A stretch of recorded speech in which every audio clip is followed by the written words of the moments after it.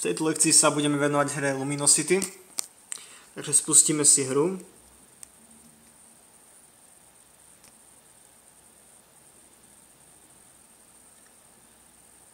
Dáme pokračovať.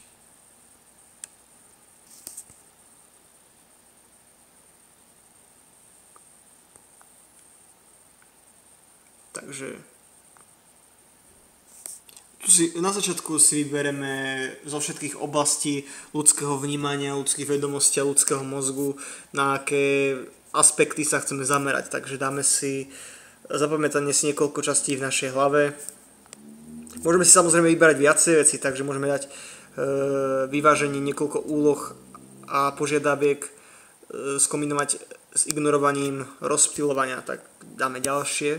Čo sa týka rýchlosti, tak môžeme mať rýchle reakcie, flexibilita, môžeme zvoliť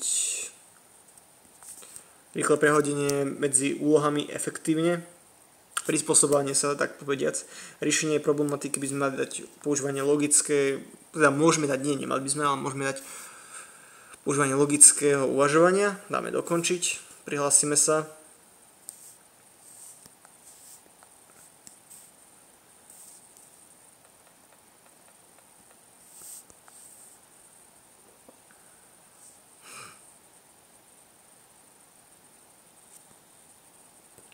A začneme hrať.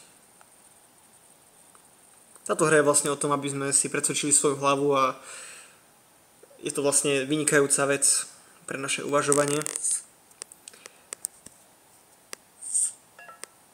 Ups, prvá chyba. Vlastne teraz dávame, či aktuálne symboly súhlasia s predchádzajúcimi, či si dobre pamätáme.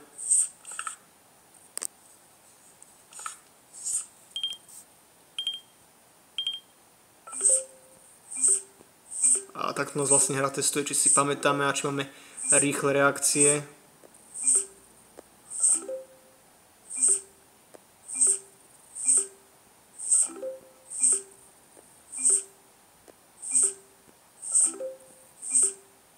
Je to vlastne veľmi zaujímavá hra, pretože máme tu časový limit a skúša tak,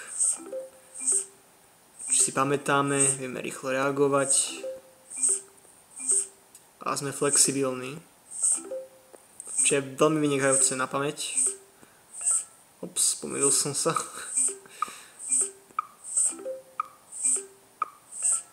Ops. No, následne nás hra vyhodnotí. Samozrejme, čím ďalej, tým viac je úloh. Viacej, no, vidíte. Moje skôr je vyššie ako 40%, takže vidíte, urobil som veľa chýb. A teraz sa môžem dostať k časti pamäti. Samozrejme, tuto skončíme videolekciu a ďakujem za vašu pozornosť a prajem vám veľa úspechov pri hraní tejto hry.